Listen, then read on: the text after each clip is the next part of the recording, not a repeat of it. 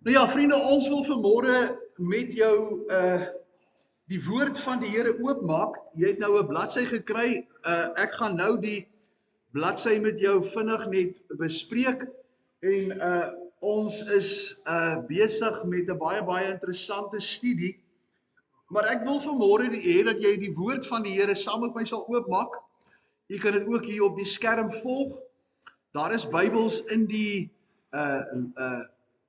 in die banke as jy dit wil lees. Ek lees vir jou in die ou vertaling in Efesiërs hoofstuk 4 vers 11 tot en met vers 16. Efesiërs hoofstuk 4 vers 11 tot 16 is dan soos volg, en ons bid dan dat die Here hierdie woord in ons harte sal seën as u vanmôre sal hoor, so sê die Here.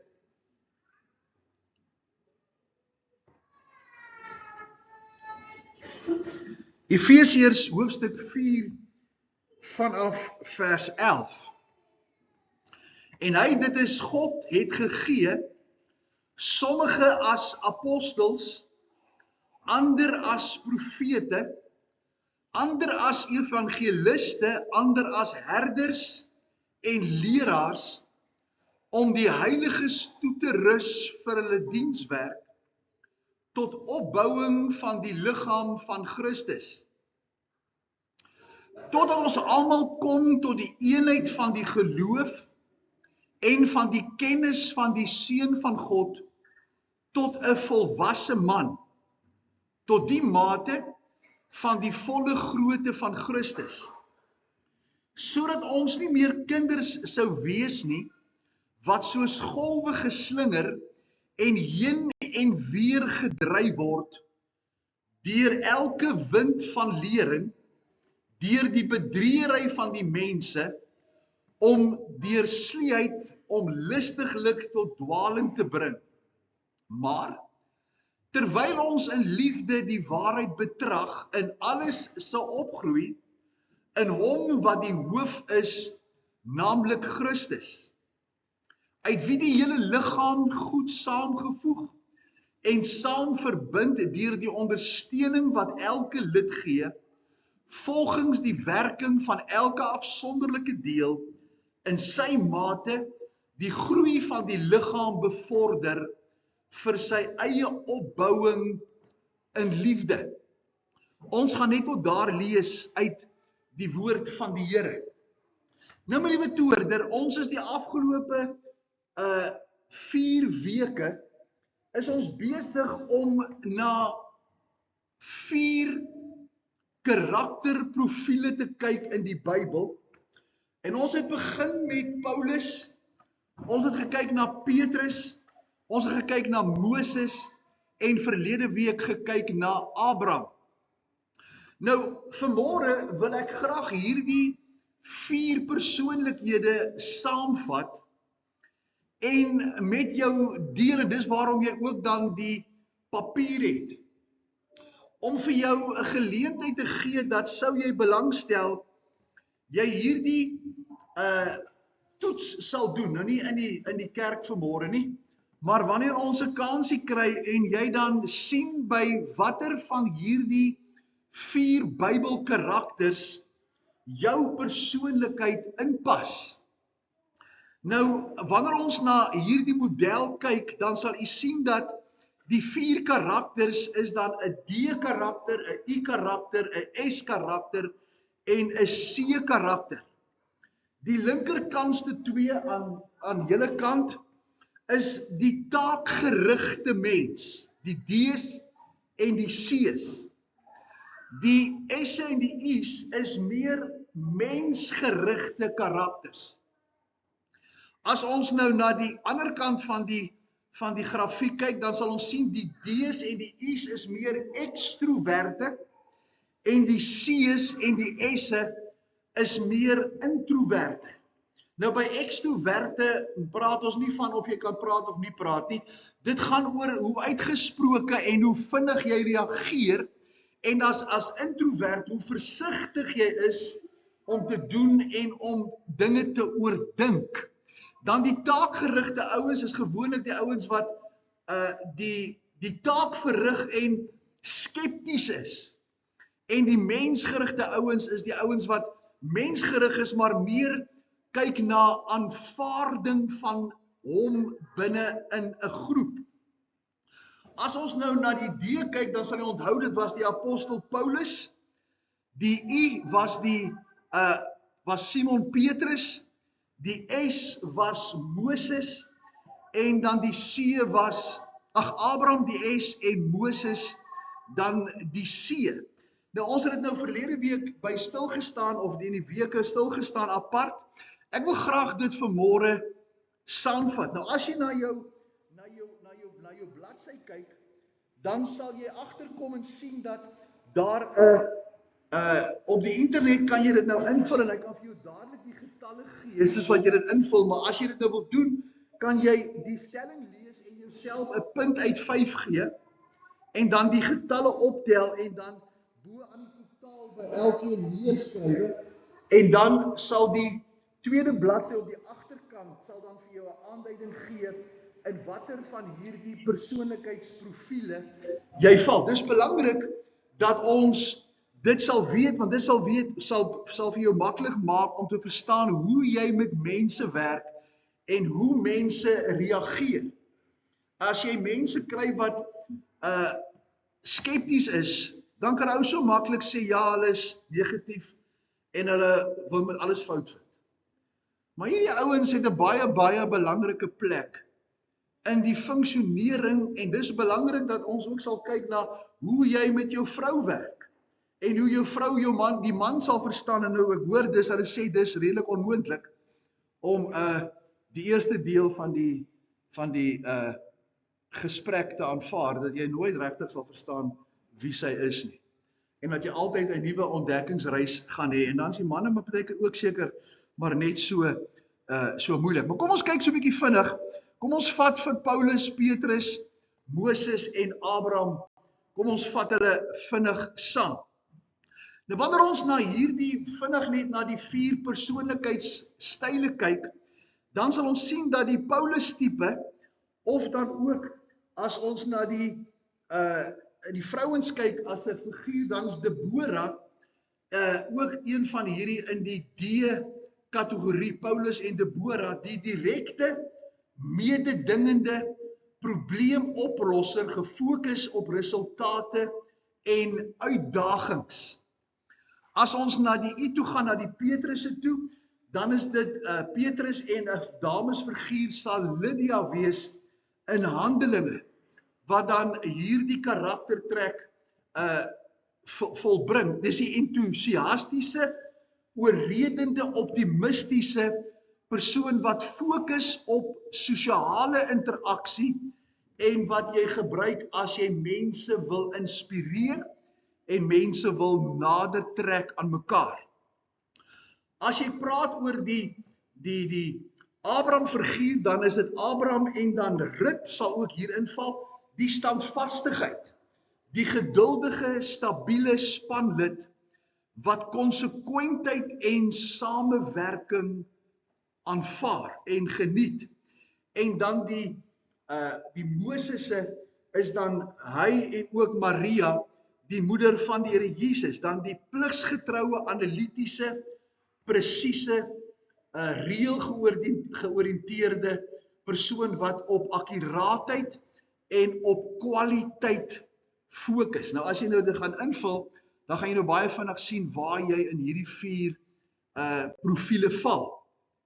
As ek net vinnig iets inleidend hier kan sê, is dat elkeen van hierdie persoonlikheidsstyle is gekenmerk deur verskillende eienskappe wat jou uniek maak.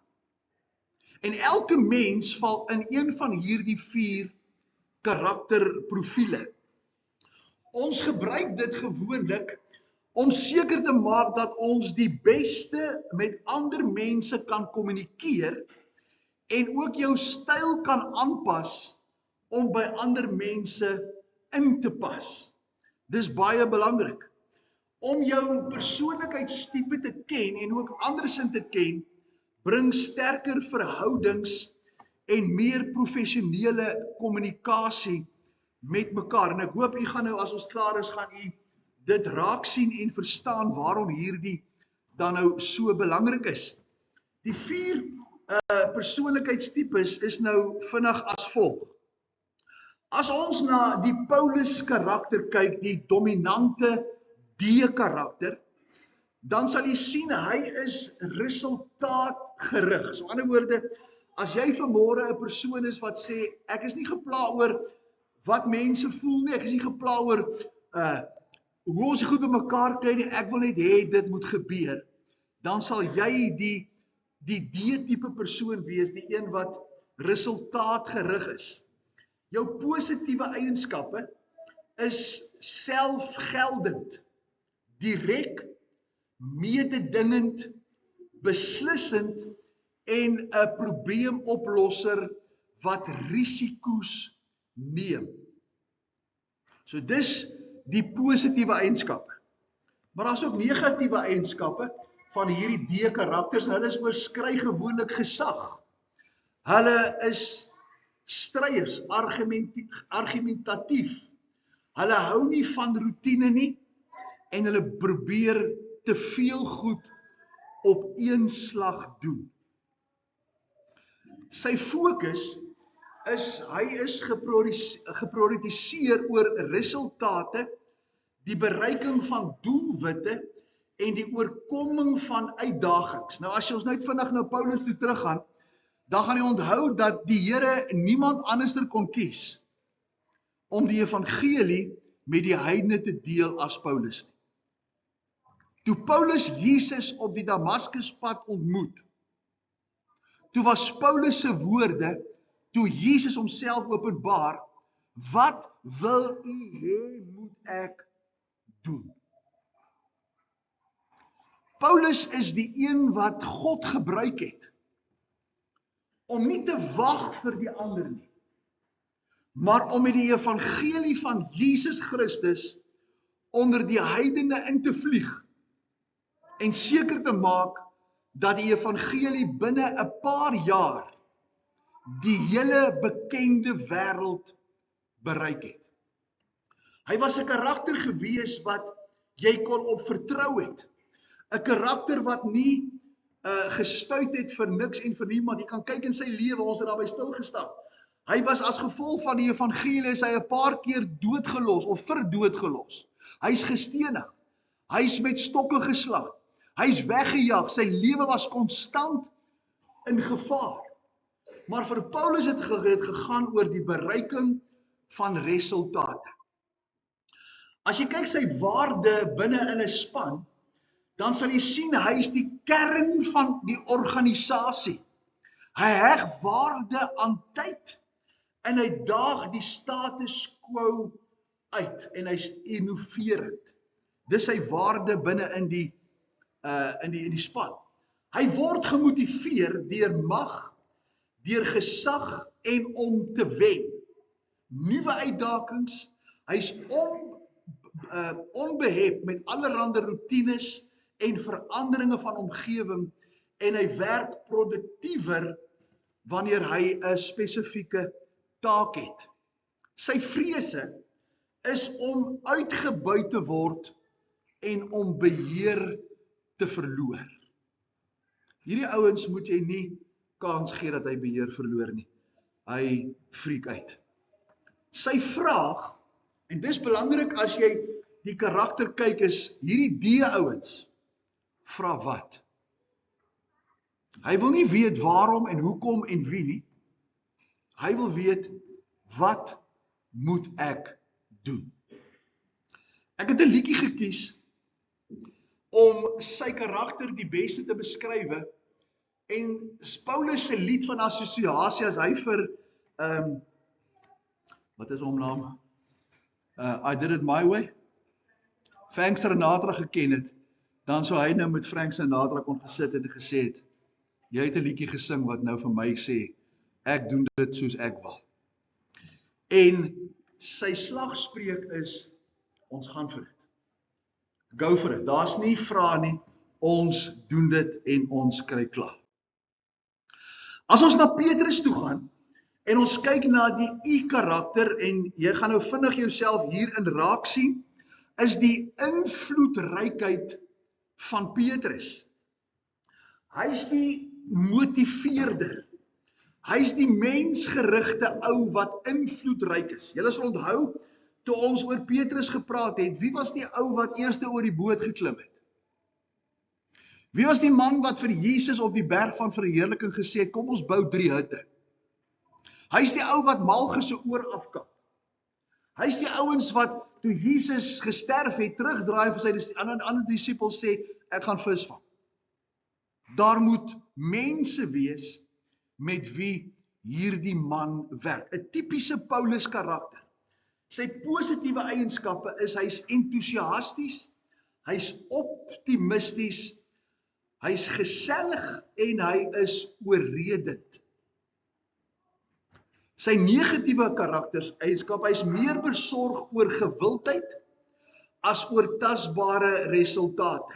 Onthou julle, hy het die nag voordat Jesus sterf vir Jesus gesê, al sal al die disippels u verlaat, ek sal jou nooit verlaat.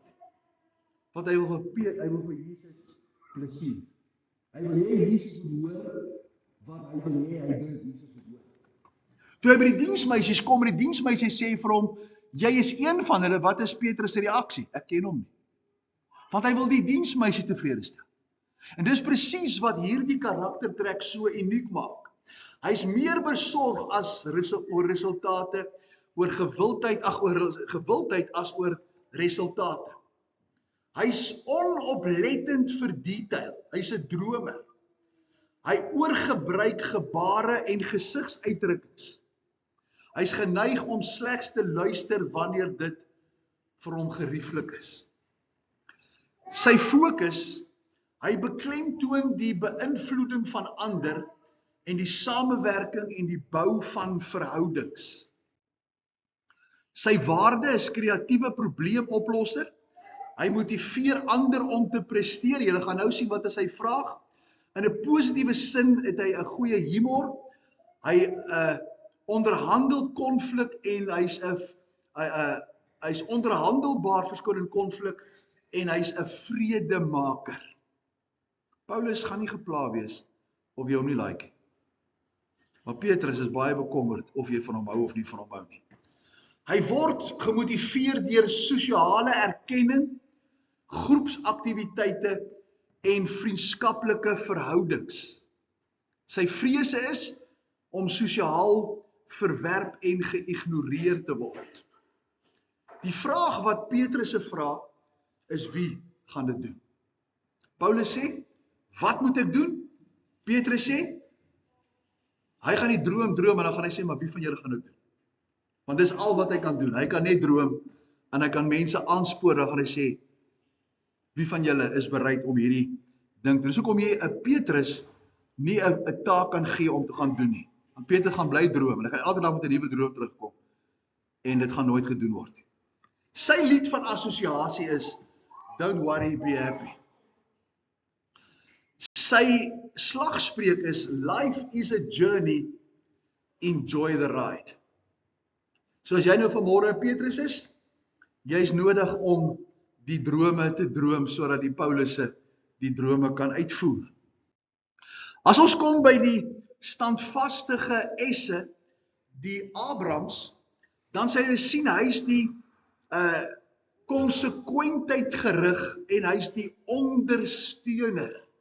Onthou vir Abraham, hy het verantwoordelikheid gevat in Haran vir Lot, toe Lot en hy sy skaapwagter stry kry, toe gee hy vir Lot die keuse om eers te kies wie watter streek van die land gaan vat, alhoewel die belofte aan Abraham gegee is, het hy hierdie ondersteunende rol gehad om die ander persoon die rustigheid te gee sodat hy kan voortgaan met dit waarmee hy besig is. Sy positiewe eienskap, hy is geduldig. Hy is betroubaar, hy is kalm en hy is lojaal. Sy negatiewe eienskap is, hy weerstaan verandering, dis hoekom God vir Abraham so 'n groot geloofsheld gemaak het, want God vat vir Abraham uit 'n onbekendheid en hy weet Abraham sal nie uit homself uitskuif nie. En die Here sê vir Abraham, ek is met jou. Hier's die land, en Abraham stap in geloof en God begin vir Abraham seën. Hy neem lank om aan te pas by veranderings. Dis hoekom hy vir Farao gesê het, toe Farao vir hom oor Sara vra, dit is sy sussie, en nie sy vrou nie. Want hy kan nie aanpas en verstaan, dat hoekom wil Farao iets meer weet van sy vrou nie, want ek kan nie sommer nou net haar uitklap en sê, verklap en sê wie sy is, en miskien vat Farao, vat hy my vrou, en noem maar toe sy sussie. Hy koester 'n wrok. Hierdie ouens sal met wrokke loop. Hulle is sensitief vir kritiek en moeilik om prioriteite te stel. Hulle fokus is, hulle waardeer samewerking, opregtheid en die handhawing van stabiliteit. Hulle waarde in die span is, hulle is betroubaar, is staatmakers, lojaal, spanwerkers, onderdanig aan gesag, goeie luisteraars, geduldig en empaties en goed met versoening in konflik. Dit help nie gee vir Paulus en vir Petrus die plek om konflik uit te sorteer nie, want Petrus gaan dit aanskuif, Paulus gaan vir jou sê, of doen ek vir jou sê of jy loop. Abraham is die ou wat gaan sê, kom ons sit en kom ons hanteer hierdie saak en ons hanteer dit. Hy word gemotiveer deur 'n stabiele omgewing, opregte waardering en is behulpsaam. Abraham uit en uit. Sy vrese, verlies aan sekuriteit of skielike onvoorspelbare veranderings. Sy vraag is, waarom? 'n waarom bevredig hom. Paulus sê wat? Petrus sê wie? Abraham sê, hoekom? Waarom? Sy lied van assosiasie is, I need somebody to love. En sy slagspreuk is one for all and all for one. Die musketeer film, as jy dit onthou. Dan kom ons by die laaste, en dis nou in ons Afrikaans kan ons nou nie konsekwent met 'n C spel nie, so ek het die C in hakies gesit, die konsekwente analitiese C, en dit is Moses. Hoekom is dit belangrik dat Moses gekies was om die volk uit Egipte uit te lei? Hoekom het God vir Moses die planne van die tabernakel gegee? Hoekom het God vir Moses die wette gegee? Want Moses sou hierdie wette en hierdie tabernakel se uitleg fyn beplan het. En voordat iemand dit gedoen het, sou elke detail in plek gewees het. En dis waarom God hierdie konsekwente Moses voorgebruik het. Die analis of die kwaliteitsgerigte persoon. Sy positiewe eienskappe, hy's analities, hy's presies, hy's sistematies en hy's detailed georiënteerd. Sy negatiewe eienskappe, hulle benodig duidelike grense vir aksies en verhoudings. Hulle is gebonde aan prosedures en metodes. Hulle raak vasgevang in besonderhede. Moenie vir hom 2 werke gee nie. Hy doen net een op 'n slag. Hy verkies om nie sy gevoelens te verbaliseer nie en sal eerder toegee as om te stry. Dis sy negatiewe eienskappe. Sy fokus, hy beklemtoon kwaliteit, akkuraatheid, kundigheid en logika. Hierdie ouens gaan nie alles aanvaar wat jy vir hom sê nie. Hy aanvaar nie alles wat hy op Facebook lees nie. Want hy gaan analiseer dit. En hy sal vinnig vir jou sê, hierdie goed is nie reg nie. Want daar is ander antwoorde op wat die vooropgestelde of die normale antwoord is. Sy waarde in die span, hy gee perspektief, hy's 'n anker van die werklikheid, hy's pligsgetrou en gelykmatig, hy's deeglik in sy aktiwiteite, hy definieer die situasie, hy versamel inligting, hy kritiseer en hy toets. Hy word gemotiveer deur geleenthede om kennis op te doen, hoë kwaliteitsstandaarde en logiese organisasie op te doen en te skep. Sy vrees is kritiek op sy werk en om verkeerd te wees. Hulle wil nie verkeerd wees nie. Hulle hou nie daarvan om verkeerd te wees. Hy wil altyd Regwees nou nie van kritiek nie. Sy vraag is, hoe gaan ons dit doen? So, met die 4 vrae, is dit belangrik om te sien dat, as 'n Petrus 'n droom, gaan die droom na Abraham toe. En die Abraham karakter bring standvastigheid en hy skep 'n waardesisteem. Dan gaan die droom en die vestiging van die waarde, van waarom dit gedoen moet word, gaan na die hoe dit gedoen moet word. En Moses analyseer, hy skryf programme, en hy kry dinge in plek, en dan gaan dit na Paulus toe. En hy sê, wat moet ons doen? So, ek hoop julle sien die orde en ook in hierdie persoonlikheidsloop. Sy lied van assosiasie is om perfek te wees. En sy slagspreuk is, there's one way, and that's the right way. So dis vinnig die 4 profiele. Ek wil vir 'n oomblik, en ek het lank hieroor gedink, en gedink dat dit 'n baie belangrike deel is, dat u hierdie sal insien by karaktertrekke, is waar sou Jesus ingepas het? Sou Jesus 'n Paulus wees? Sou Jesus 'n Petrus wees? Sou hy 'n Moses wees? Of sou hy 'n Abraham wees? Kom ek wys jou, dis 'n geweldige, interessante gevolgtrek. Die 4 evangelies sien Jesus as op 4 verskillende maniere. Hy word in Matteus beskryf as die leeu of die koning, in Markus as die os of die dienskneg, in Lukas as die volmaakte mens, en in Johannes gesien as die arend of God. Dis dieselfde 4 gesigte van die 4 lewende wesens in Esegiel 2 en in Openbaring hoofstuk 1. So die 4 evangelies beskryf Jesus op 4 verskillende maniere. 'n koning, 'n dienskneg, 'n volmaakte mens en God. En nou lees ek dat interessant dat die evangelie van Lukas uitsluitlik die titel aan Jesus gee as die seun van die mens.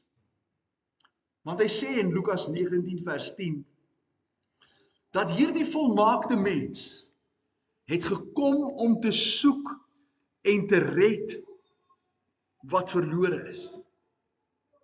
Hierdie volmaakte mens is volmaak en genoegsaam, dat jy net hom in jou lewe kan hê. En dat hy alles in jou lewe moontlik kan maak.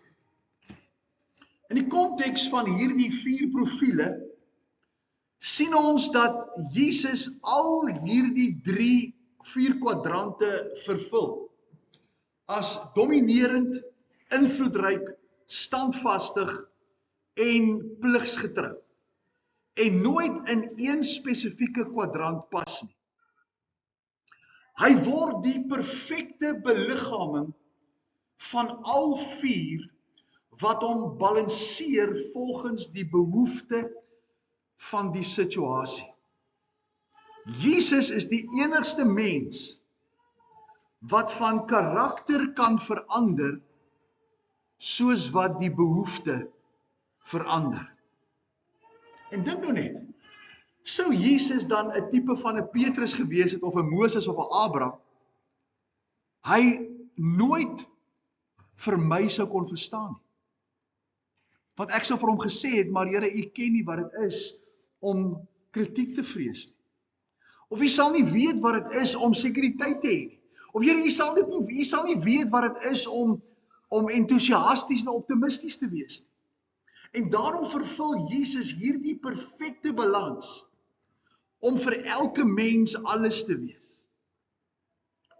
Hy is gebaseer op hierdie raamwerk, omdat hy nie hierdie default, ek het nie Afrikaanse woord van gedragstyl aanneem nie, maar onmiddellik kan oorgaan en aanpas tussen hierdie 4 karakterprofiele om altyd vir almal alles te wees. Kom ons kyk. As 'n D of 'n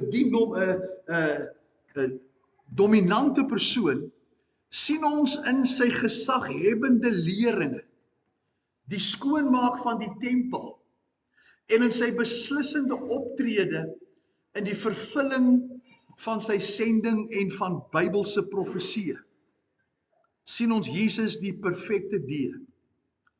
As invloedryk en entoesiasties sien ons die vermoë van Jesus om skares te lok, om deernis te hê en om betrokke te wees by mense. Ek het in die week, terwyl ek na hierdie teorie gekyk het, net weer opnuut, en ek wil nou dit sê, en ek hoop jy verstaan wat ek sê, 'n nuwe ontmoeting met die persoon Jesus gehad. Om net te kan verstaan dat, en dis waarom hy sê, ek moet met sy gees vervul wees. Ek moet nie tevrede wees om te sê dat julle moet my aanvaar vir wie ek is, omdat ek X of Y of Z is.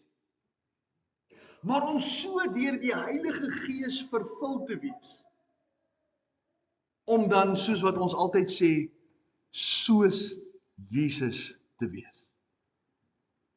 'n nuwe liefde ontwikkel, 'n nuwe versigtigheid, om hom te aanvaar as hy sê, en as hy iets van my verwag. Omdat die inwoning van sy gees, as ek daarop aanspraak maak, my die vermoë kan gee, om te kan reageer, soos hy gereageer het. En dit was vir my opnuut so groot. As die standvastige, sien ons sy geduld met sy disippels, sy bestendige, onwrikbare stap na die kruis toe, en sy kalmerende teenwoordigheid, toe dinge in Getsemane begin skeefloop. En Petrus sy swaard uittrek en Malchus se oor afkap. En dinge begin by te beheer raak, toe hy sien sy disippels nie in sy passie deel, dat hulle vir hom bid en instaan. Daardie pligsgetroue stap na die kruis toe.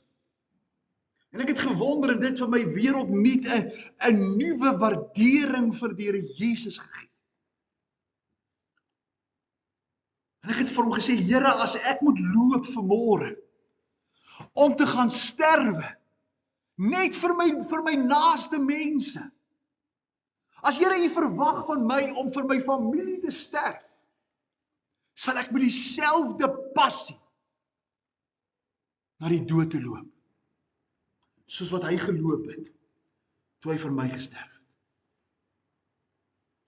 En ek wil hê jy moet vanmôre hierdie ontmoeting, en my gebed is dat jy hierdie ontmoeting met Jesus sal hê. Maar ook die analitiese kant van Moses, hierdie vervulling van dit waarvoor hy gestuur is. Hy het as God aarde toe gekom en bereid geword om binne die orde van mense in te stap, alhoewel hy God was. En nêrens lees ek dat hy vir iemand gesê het, weet jy wie ek? Weet jy dat ek die outeur van die skrif is? Maar soos wat Paulus sê in Filippense 2, gehoorsaam geword het aan mense. Alhoewel hy hierdie vermoë het om die volmaakte prentjie te hê.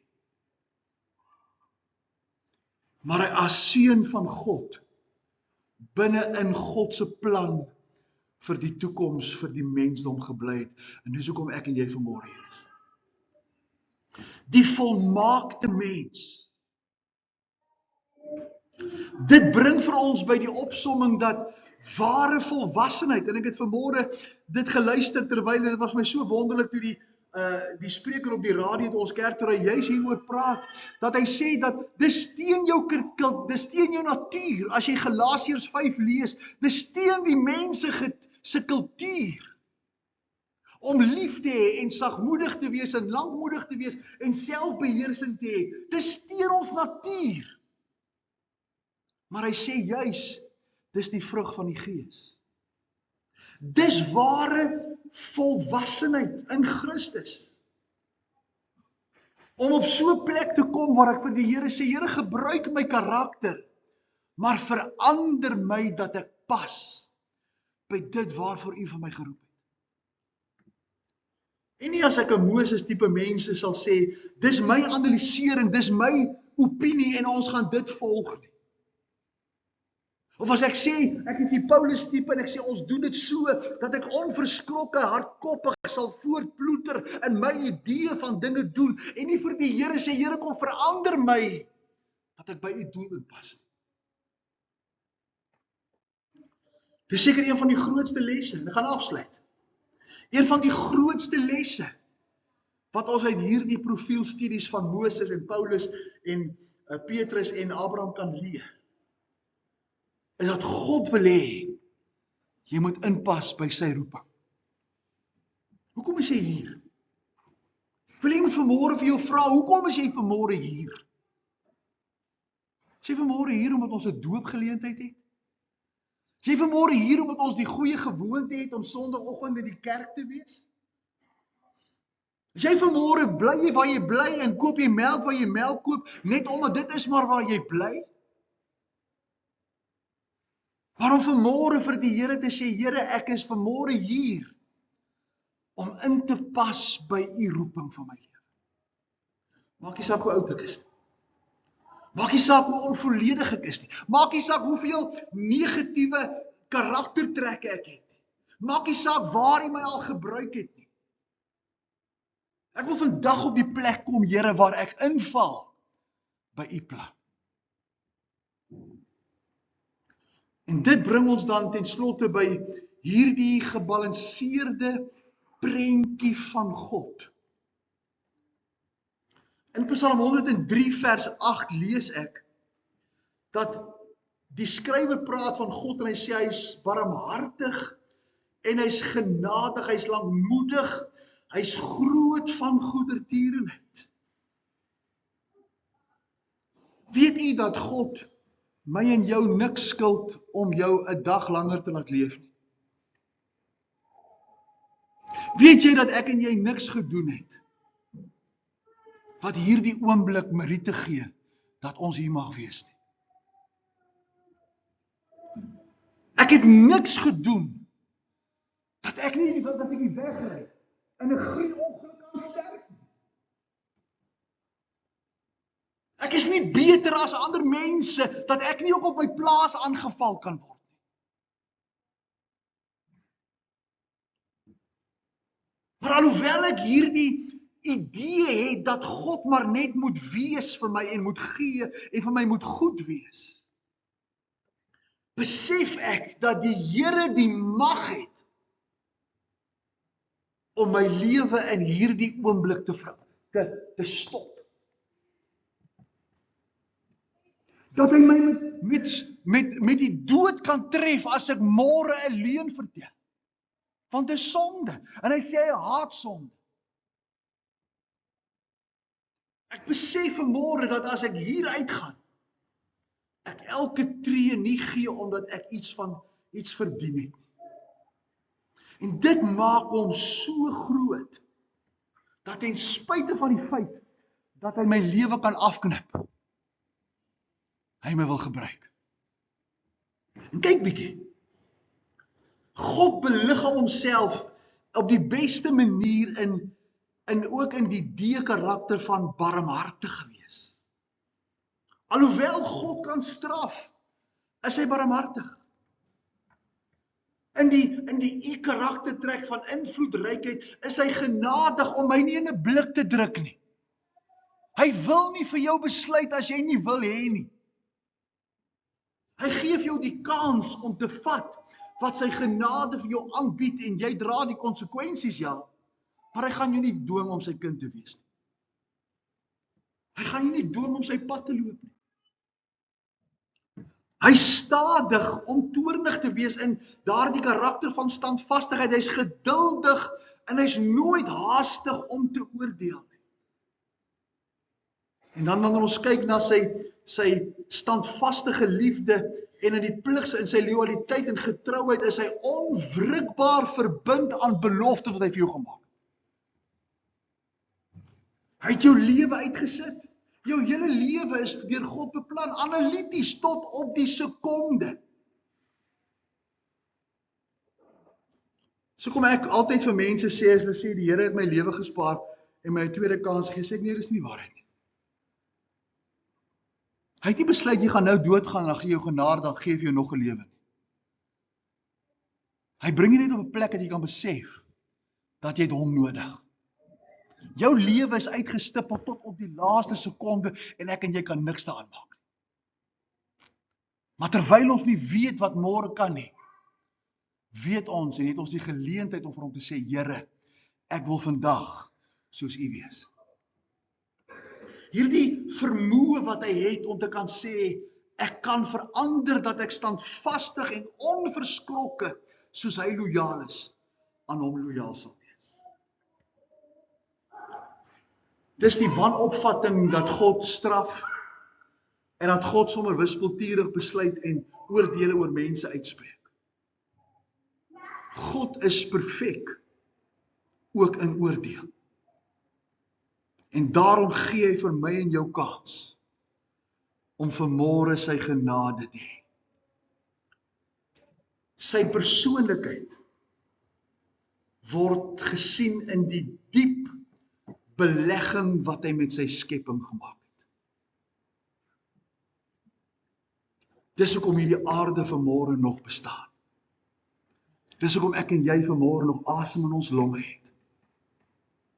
Dis hoekom die Here vanmôre met jou 'n plan het. En ek wil hê jy moet vanmôre, en ek is klaar, jy moet vanmôre vir die Here sê, Here, soos Paulus, wat wil U hê moet ek doen? En jy moet soos 'n Petrus vir hom sê, Here, wie gaan doen wat U wil hê ek moet doen? Ek gaan nie vir oplossings buite U soek nie. Ek gaan vir U die kans gee om die wie te wees. Ek gaan ophou vra waarom en hoekom, Here. Ek gaan rus in U getrouheid. En ek gaan vertrou op U standvastigheid. Dat U alles in plek het. En daarom wil ek my lewe vir U gee. Kom ons buig en dan vra ons vir die Here vir hierdie lewe en hierdie begeerte. Here, baie, baie dankie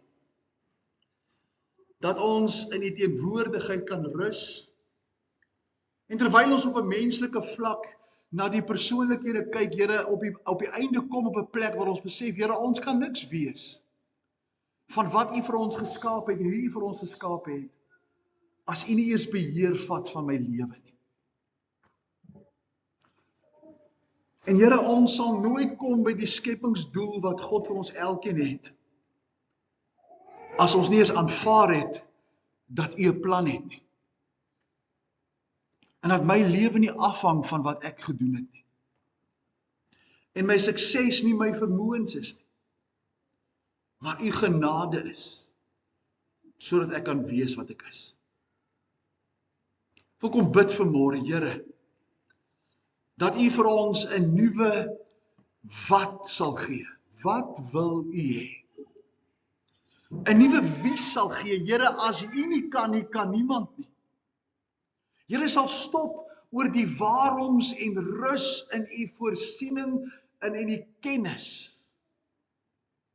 En kom by die hoe. Om vir U te sê, Here, U het besluit. Ek volg. U weet wat U doen. Ek is gewillig. Dankie vir U woord. Dankie vir hierdie wete, Here, dat ons in U kan rus en dat U die uitkoms sal wees en dit wat U vir ons lewens beplan. Ons aanbid U. Ons aanbid U in Jesus se naam. Amen.